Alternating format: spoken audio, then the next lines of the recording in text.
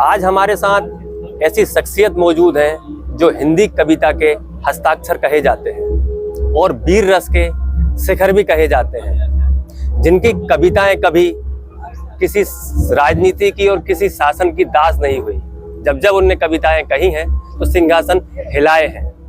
मेरे साथ मौजूद हैं हरिओम पवार जी, जो देश ही नहीं विदेश में भी इनकी एक अलग ही पहचान है। सर, सबसे पहले तो आपका भोजपुर में और न्यूज़ 24 पर बहुत स्वागत है। मैं आभार मानता हूँ न्यूज़ 24 का, और न्यूज़ 24 के जो भी इस समय दर्शक हैं, मैं सबका अभिवादन करता हूँ, सबको प्रणाम करता हूँ। और आज का दिन विशेष है। यहाँ एक विशेष प्रयोजन तो है ही।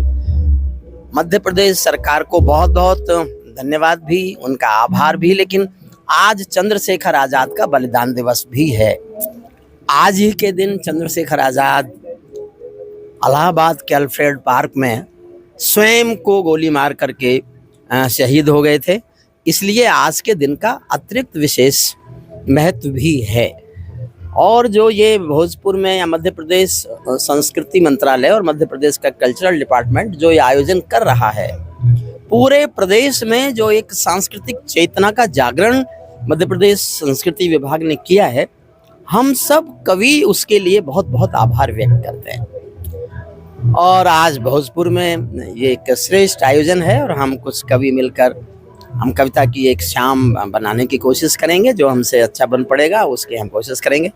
हम न्यूज़ 24 चैनल के भी बहुत बहुत आभारी हैं कि वो हमारी आवाज़ और हमारा ये असाधारण सा चेहरा अपने लाखों करोड़ों दर्शकों तक पहुंचा रहे हैं। सर, आप जैसे कि भोजपुर आते रहे हैं, इससे पहले भी आए हैं, और जिस प्रांगण में आप कविता कहते हैं, ये यहाँ भोलेनाथ का विश्व की सबसे बड़ी शिवलिंग मौजूद है। कभी ऐसा नहीं लगा सर कि कभी कविता कहते कहते कभी आई कांटेक्ट उनसे हो गया हो, कभी ऐसे मन में ऐसा डर सा आया हो कहीं गलत कुछ ना निकल जाए? नहीं, ये तो मन में हमेशा रहता है, हर जगह रहता है, सभी कार्यक्रमों में रहता है कि कोई गलत हमारे मुंह से नहीं निकलना चाहिए। लेकिन कभी दर्शन करने का हमको उसका मौका नहीं मिला। और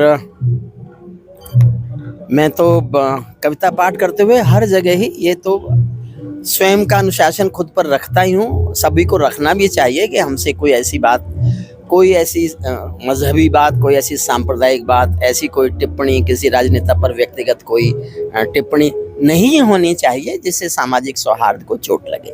जैसे कि कविताएं कहते हैं, कविताएं कुछ बोलती हैं। हमेशा कविताओं का एक एक शब्द, कवि का एक एक शब्द कुछ सीख देता है।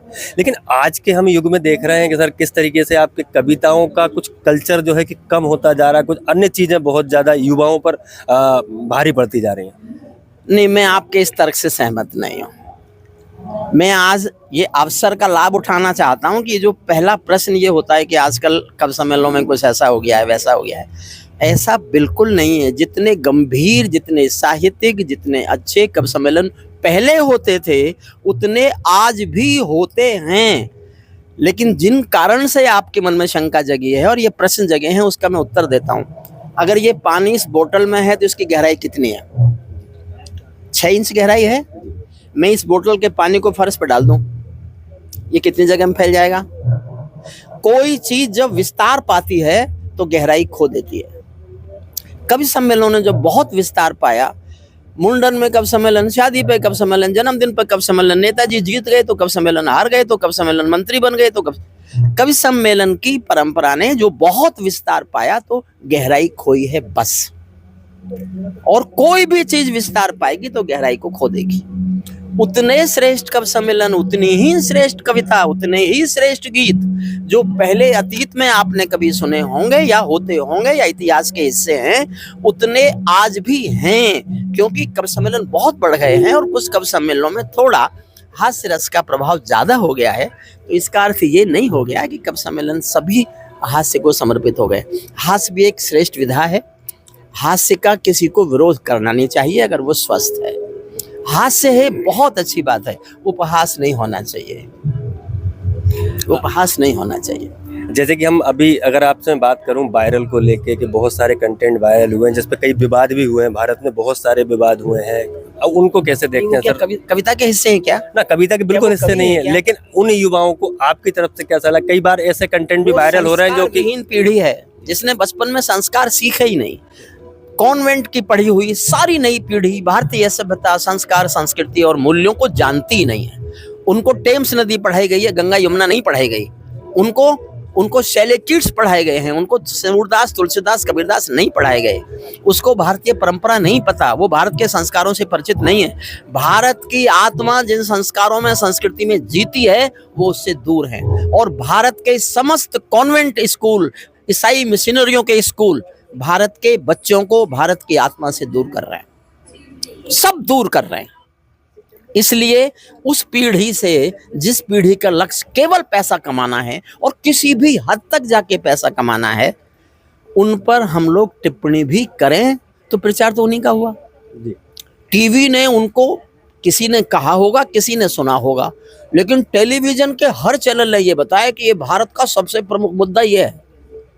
ये भारत का प्रमुख मुद्दा नहीं है, ये कुत्सित विचारों का प्रचार है जो थोड़े से लोगों के बीच में रहता होगा। उसको स्वीकार करेगी भारत की आत्मा? लेकिन आप भी यही सवाल पूछ रहे हैं। कवियों से साहित्य के बारे में पूछिए, कविता के बारे में पूछिए, हमारे बड़ों के बारे में पूछिए, हमारी नई पीढ़ी के बारे में पूछिए। आप उन वाहियात लोगों के बारे में हमसे क्यों पूछ रहे हैं जिनको हम नोटिस ही नहीं लेते? सर, उन युवाओं के लिए क्या कहेंगे अब आप? युवा देश से प्यार करना सीखें, और देश से प्यार करना तब सीखेंगे जब अपने माता पिता से प्यार करना सीखेंगे। युवा पीढ़ी को अपने माता पिता से प्यार करने का संस्कार मिल जाए तो वो देश से प्यार करने लगेंगे। जो अपने माता पिता को प्यार नहीं करता, उसके लिए देश क्या होता है? देश उसके लिए संसार में भारत की परिवार परंपरा ही हमको दुनिया में विशेष बनाती है। हमारी कुछ तो भारी भयंकर कमियां रही होंगी जब एक दो बार एक मुसलमान आया और उसने हिंदुस्तान को गुलाम बना लिया। अंग्रेजों की एक कंपनी आई और 90 साल राज करती रही इस देश पे। हम कितने निकम्मे लोग थे। किस अतीत के आप आदर्श से हम पे गर्व करते हो? 800 साल तुमको एक वो कौम आप पे राज करती रही, जो कौम का एक आदमी आया था, बाबर। उसने 800 साल राज कर लिया इस देश में। अंग्रेजों की एक कंपनी आई, वो 90 साल राज करते रही आपके ऊपर। कौन सी विशेषता है आपकी जिस पे आप गर्व करते हैं? लौटिए अपने पुरातन की ओर। हमारे ऋषि मुनियों की जो परंपराएं थी उनकी ओर लौटिए। उनकी ओर लौटेंगे तो हमें अपनी मूल वो कमियां भी पता चलेंगी जिन कारणों से हम गुलाम हुए। बहुत बहुत धन्यवाद आपका, आपने मुझसे बातें की, मैं आपका आभारी हूं। और न्यूज़ 24 का बहुत बहुत दिल से आभार कि मेरी बातें उन्होंने सुनी और मुझसे बात करने का उन्होंने अवसर निकाला। धन्यवाद। चलिए, धन्यवाद सर आपका भी। तो देखिए, ये थे हरिओम पवार जी में साफ तौर पर कहना है कि जो युवा हैं, जो युवा पीढ़ी है, उसको भी अब संस्कृति की तरफ जाना चाहिए और संस्कारों की बात भी होनी चाहिए। घर में जो माता पिता हैं उनको भी उन्हें वो संस्कार सिखाने चाहिए, रामायण की बातें बतानी चाहिए, महाभारत की बातें बतानी चाहिए। लेकिन युवा पीढ़ी कहीं ना कहीं इस पढ़ाई की हाप दाप में जो है कि ये संस्कार अपने भूलती जा रही है, और ये कहीं ना कहीं यही कारण है कि युवा पीढ़ी अपने संस्कारों से दूर होती जा रही है। कैमरामैन अमित के साथ देवेंद्र चौहान, न्यूज़ 24 भोजपुर।